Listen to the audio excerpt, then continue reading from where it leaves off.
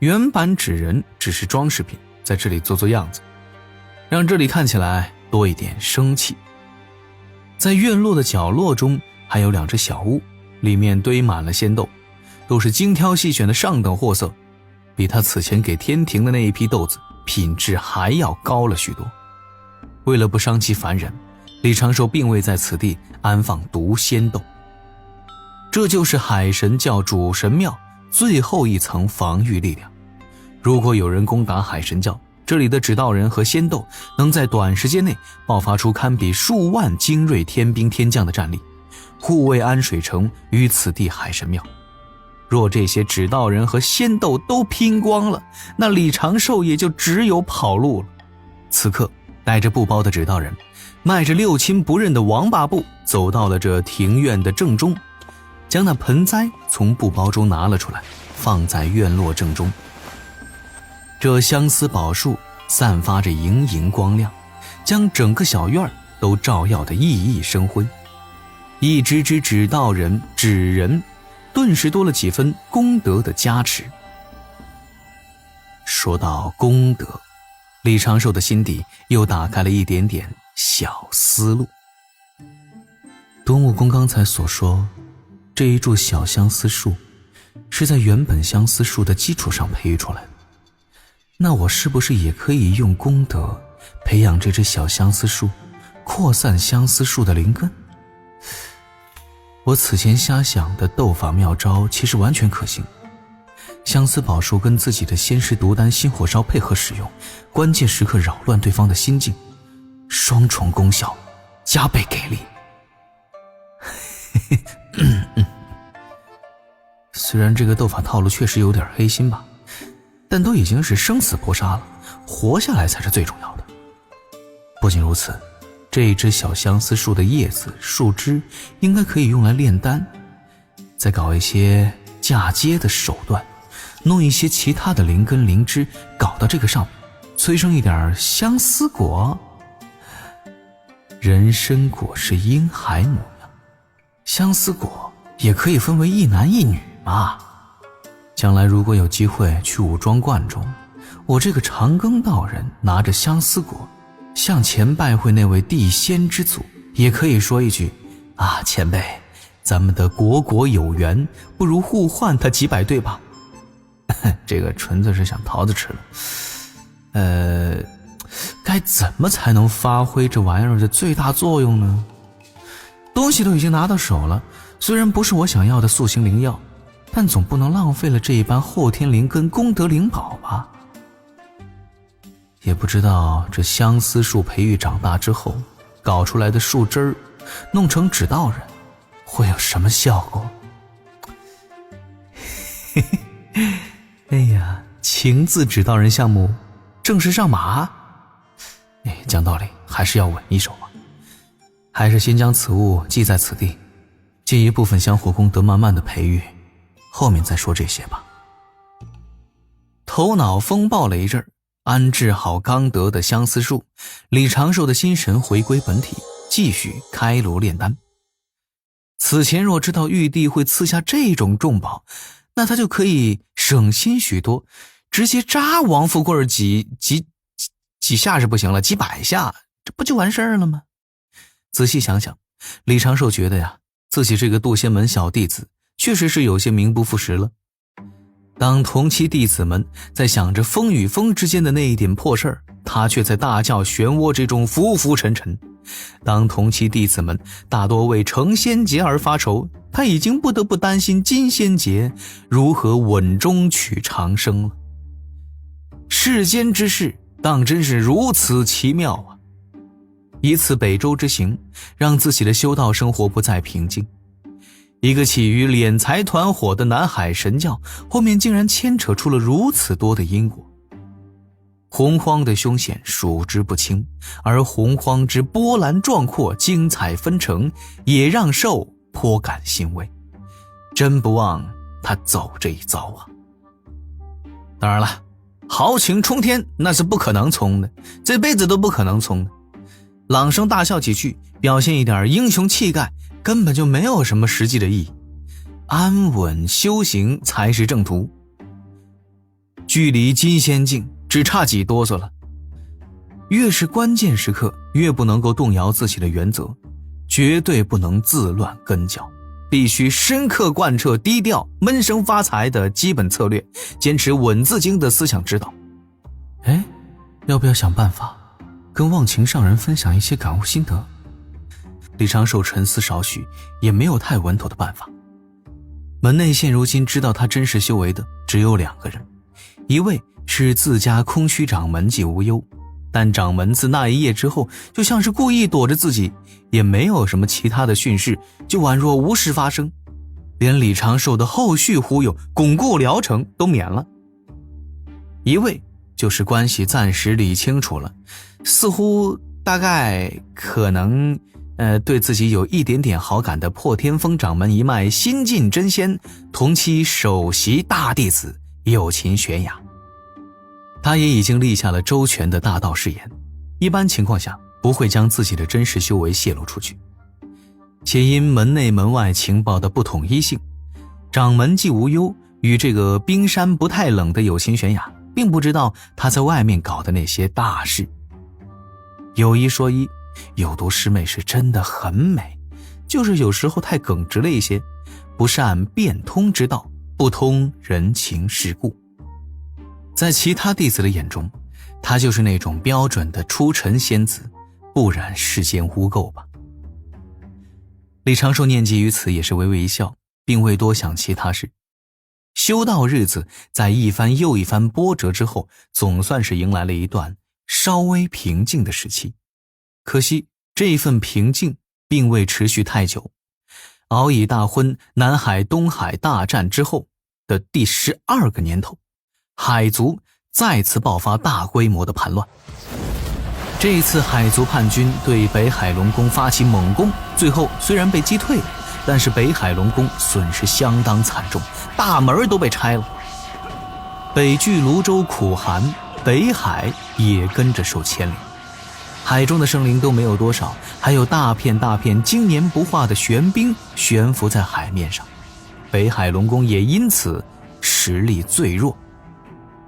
龙族这算是出场败果，整个族内的氛围顿时变得十分的微妙。主战、主变、主和3派都有大批龙在，这还只是明面上的麻烦，真正的麻烦还藏在坚冰之下。根据文静道人又一次传信的内容，西方教这一次真正的目标是西海龙宫。西海龙宫已经被渗透小半，仙蛟兵半数已经暗中反叛了。一场风暴悄然酝酿在了西海，而此时大部分龙族都已经转移了视线。李长寿连续思考了半个月，最终定下了3字策略：稳稳稳。这次不稳绝对不行啊！得到了文静道人的传信，李长寿就将此事及时的上奏玉帝陛下知晓。玉帝对此无比的重视，也有了上次显威风的经验，这次大胆了一些，在各处调拨汇聚了天庭精锐的10万天兵，秘密操练，随时准备从天而降，正义执行。对于此时的天庭而言，这已经是一股珍贵的战力，若有大量折损，玉帝陛下肯定会万分心疼。同时，为了减少自己的工作量，李长寿将上个版本即龙宫用过一次的寒冰射手大盾仙兵的培育方法献给了天庭。据说天庭还为此搞了一个种豆元帅。因豌豆射手的威力太强，李长寿并未将培育之法献给天庭，还是在小琼峰上亲自栽种。后续新开发的豌豆射手品种中，他又搞出了威力升级版5行火烈版。这10万天兵各自配备了10颗攻守类仙豆，10颗防护类仙豆，5颗威力升级版的豌豆射手。届时必是不动则已，一动天惊。俗话说事不过3，西方教如果第2次大举搞事还被挫败，估计就会重新平定龙族之事。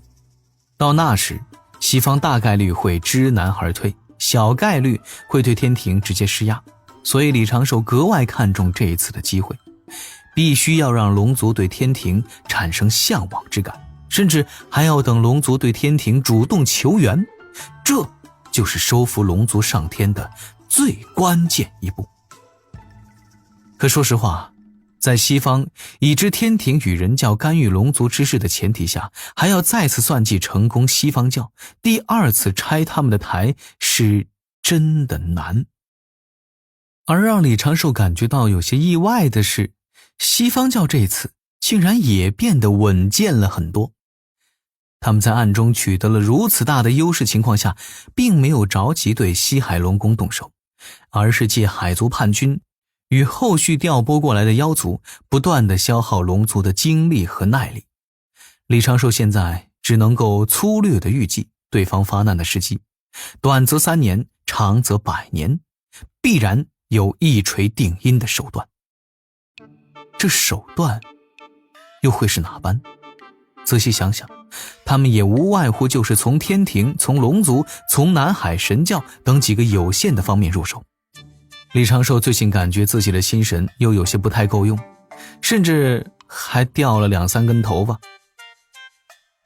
说到底啊，这是南海海神扬名洪荒的一战，跟我渡仙门弟子李长寿有啥关系？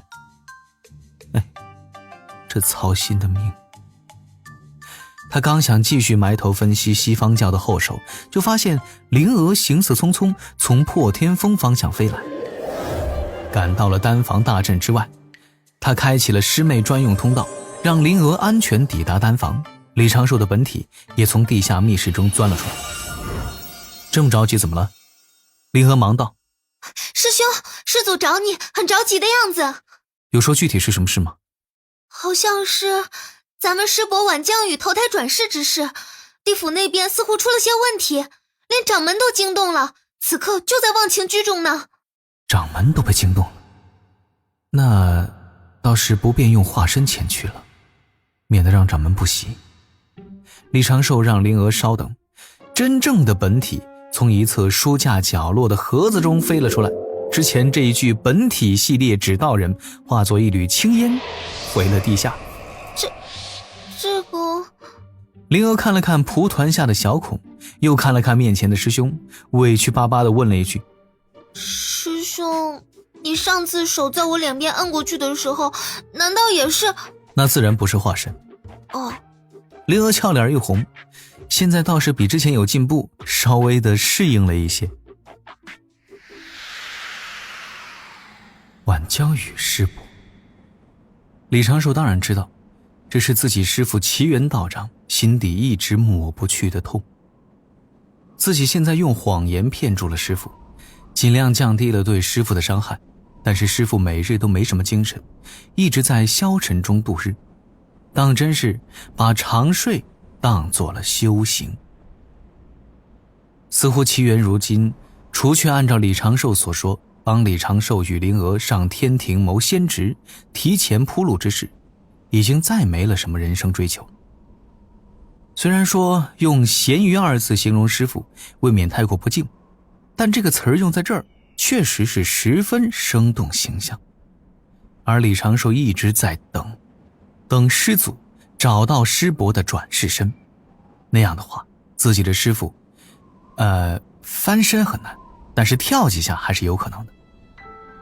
云上侧旁，灵娥用轻柔的嗓音问：师兄，怎么了？